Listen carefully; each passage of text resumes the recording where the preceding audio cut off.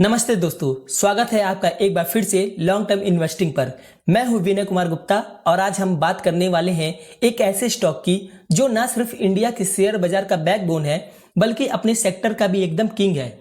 जी हां, हम बात कर रहे हैं सीडीएसएल की, सेंट्रल डिपॉजिटरी सर्विसेज लिमिटेड की।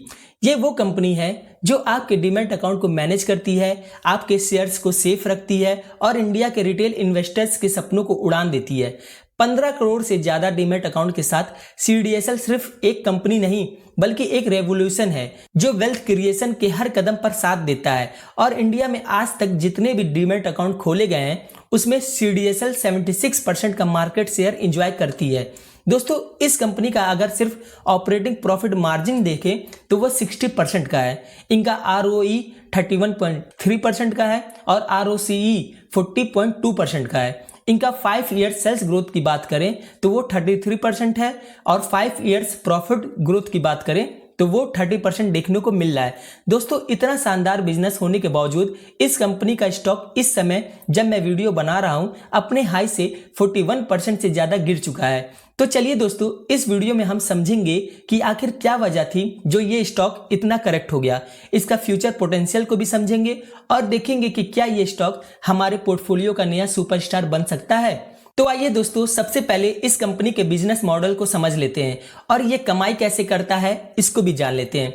दोस्तों, सीडीएसएल का काम है इन्वेस्टर्स के शेयर्स को सेफ रखना, बिल्कुल उसी तरह जैसे एक बैंक आपके पैसों को संभाल कर रखता है। आइए एक सिंपल एग्जांपल से समझने की कोशिश करते हैं। मान लीजिए आपने रिलायंस का एक शेयर खरीदा। पहले के जमाने में क्या होता था, आपको एक फिजिकल सर्टिफिकेट मिलता था जो बताता था कि ये शेयर आपका है, पर क्योंकि उस समय सब कुछ फिजिकल फॉर्म में होता था तो वो बहुत ही लंबा और झंझट भरा प्रोसेस हो जाता था और साथ में रिस्क भी बहुत ज्यादा होता था। पर आज के डिजिटल जमाने में पहले जैसा कुछ भी नहीं है। आज सब कुछ फास्ट और सिक्योर हो चुका है। आप जैसे ही कोई शेयर खरीदते हैं तो वो शेयर अगले दिन ही आपके डीमैट अकाउंट में इलेक्ट्रॉनिकली चला जाता है। अब सवाल ये है कि ये डीमैट अकाउंट संभालता कौन है। यहीं पर आता है सीडीएसएल का रोल। सीडीएसएल आपके शेयर्स को डिजिटल फॉर्म में सिक्योर रखता है। जब आप शेयर्स खरीदते या बेचते हो तो ये ट्रांसफर का पूरा रिकॉर्ड रखता है। दोस्तों, अब आइए समझते हैं कि सीडीएसएल कमाती कैसे है। तो पहला है ट्रांजैक्शन चार्जेस। जब भी कोई इन्वेस्टर शेयर खरीदता या बेचता है, सीडीएसएल को हर ट्रांजैक्शन पर छोटी सी फीस मिलती है। ये फी डिपॉजिटरी पार्टिसिपेंट जैसे जेरोधा, ग्रो, अप स्टॉक जैसे ब्रोकर के थ्रू कलेक्ट होती है। दूसरा, एनुअल मेंटेनेंस चार्जेस। हर डीमैट अकाउंट होल्डर से सीडीएसएल एक सालाना फीस लेता है जो अकाउंट को एक्टिव रखने के लिए होती है। ये फीस भी ब्रोकर के थ्रू कलेक्ट होती है और चाहे इन्वेस्टर ट्रेडिंग करे या ना करे ये चार्ज लगता ही है। तीसरा, अकाउंट ओपनिंग चार्जेस। जब कोई नया डीमैट अकाउंट खुलता है सीडीएसएल को एक वन टाइम फीस मिलती है।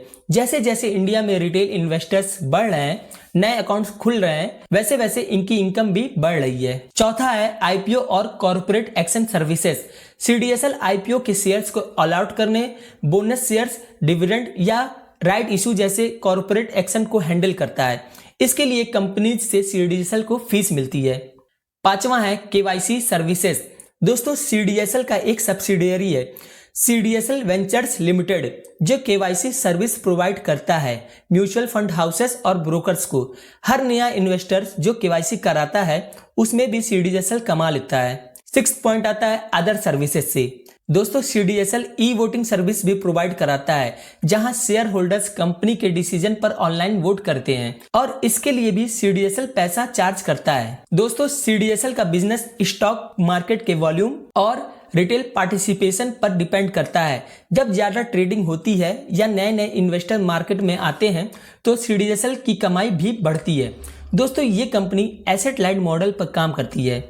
इनका टोटल काम टेक्नोलॉजी और सर्वर पर डिपेंड करता है और ऐसी कंपनियों में अगर एक बार इंफ्रास्ट्रक्चर सेट हो जाता है तो उसके बाद जितने भी एक्स्ट्रा डीमैट अकाउंट ओपन होते हैं या ट्रांजैक्शन होते हैं उसके लिए इनको एक्स्ट्रा खर्चे नहीं करने पड़ते, जिससे इनका प्रॉफिट मार्जिन बढ़ता है। और दोस्तों इंडिया में सिर्फ 2 ही डिपॉजिटरी हैं, CDSL और NSDL, तो इनका कंपटीशन भी लिमिटेड है। दोस्तों अब बात कर लेते हैं कि अगर हम इस कंपनी में आज इन्वेस्ट करते हैं तो फ्यूचर में ये कंपनी कितना ग्रो कर सकती है। दोस्तों सेबी के 2024 के डाटा के अनुसार इंडिया में सिर्फ 5% पॉपुलेशन ही स्टॉक मार्केट में इन्वेस्ट कर रही है, और अगर बड़े बड़े कंट्रीज से कंपेयर करें तो यूनाइटेड स्टेट में 55%, यूनाइटेड किंगडम में 33% और चाइना में 13% लोग स्टॉक मार्केट में इन्वेस्ट करते हैं।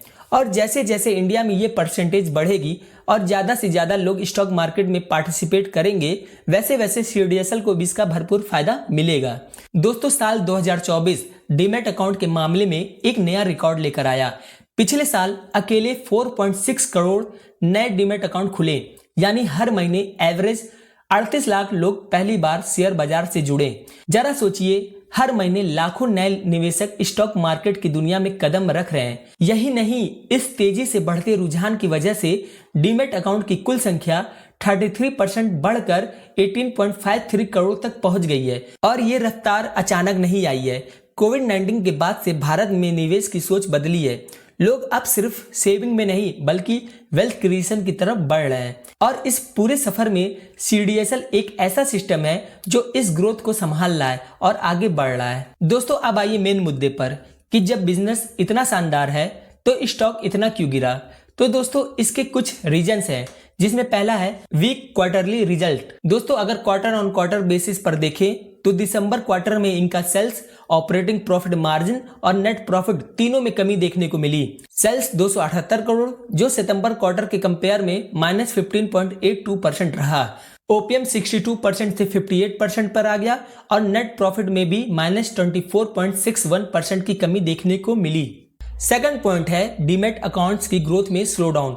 दोस्तों फरवरी 2025 में डीमैट अकाउंट्स के बढ़ने की रफ्तार पिछले 21 महीनों में सबसे धीमी रही, यानी मई 2023 के बाद पहली बार इतनी सुस्ती देखने को मिली। फरवरी 2025 में कुल 22.6 लाख नए डीमैट अकाउंट जुड़े, जबकि जनवरी 2025 में ये संख्या 28.7 लाख थी। इसका मतलब है अकाउंट खोलने की रफ्तार में 20% गिरावट आई है पिछले महीने से और 48% गिरावट आई है फरवरी 2024 से। सिर्फ एक साल पहले जनवरी 2024 में डीमैट अकाउंट्स में रिकॉर्ड 46.8 लाख की बढ़ोतरी हुई थी, लेकिन उसके बाद ये पेस लगातार गिरती जा रही है। इसके कई रीजन हो सकते हैं। पहला है इस समय मार्केट में करेक्शन का माहौल है।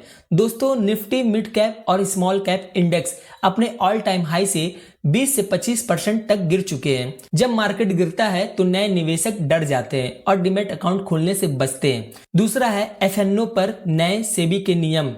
फ्यूचर एंड ऑप्शन में काफी सख्त नियम लागू हुए हैं, जैसे हायर मार्जिन रिक्वायरमेंट। पहले बहुत से नए लोग एफएनओ में कम पैसे में ट्रेडिंग कर रहे थे, अब वो नहीं कर पा रहे हैं। तीसरा है आईपीओ में कमी। दोस्तों पिछले कुछ महीनों में कम आईपीओज आए हैं और जो आए हैं उनका रिस्पांस भी उतना धमाकेदार नहीं रहा।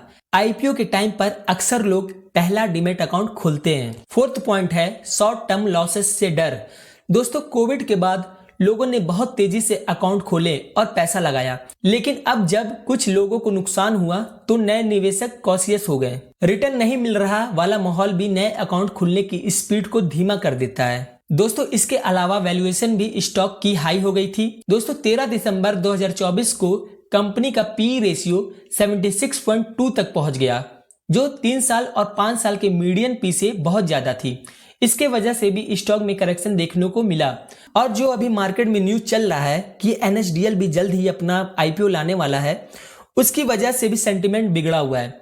इन्वेस्टर्स को लग रहा है कि अगर NSDL लिस्ट हो जाता है तो ये दोनों के बीच डायरेक्ट कंपटीशन को बढ़ा सकता है। दोस्तों अब बात कर लेते हैं इनके शेयर होल्डिंग के बारे में।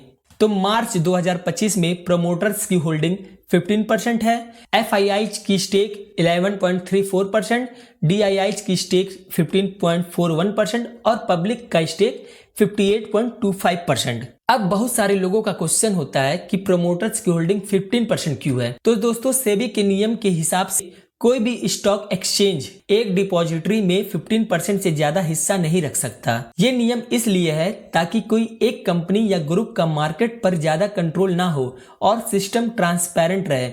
इस वजह से बीएससी जो प्रमोटर है उसने अपना हिस्सा सीडीएसएल में 15% तक सीमित रखा है। तो दोस्तों, अगर आप अभी तक इस वीडियो को देख रहे हैं तो आपको अच्छी खासी नॉलेज इस स्टॉक के बारे में मिल गई होगी। तो चलिए दोस्तों, अब मैं अपना भी ओपिनियन बता देता हूं कि मैं क्या सोच रहा हूं। दोस्तों, भले ही शॉर्ट टर्म में ये स्टॉक चाहे जैसा भी परफॉर्म करे, पर लॉन्ग टर्म में इस स्टॉक के अंदर पूरा पोटेंशियल है कि ये अपने इन्वेस्टर्स के लिए अच्छा खासा वेल्थ क्रिएट कर सकता है। दोस्तों, अगर फ्यूचर में इंडिया का स्टॉक मार्केट और बढ़ता है तो उसका फायदा सीडीएसएल को भी मिलेगा। दोस्तों, ये वीडियो सिर्फ और सिर्फ एजुकेशन पर्पस के लिए था और आपको सिर्फ ये वीडियो देखकर कोई भी इन्वेस्टमेंट नहीं करना है। अगर आप करना भी चाहते हैं तो अपने खुद के रिसर्च या किसी फाइनेंशियल एडवाइजर से सलाह लेकर करें। दोस्तों, आपको ये नॉलेज कैसी लगी प्लीज कमेंट बॉक्स में जरूर बताइएगा, और अगर अच्छी लगी हो तो प्लीज चैनल को सब्सक्राइब करके लाइक भी कर दीजिएगा। मिलते हैं किसी और वीडियो में, तब तक के लिए जय हिंद जय भारत।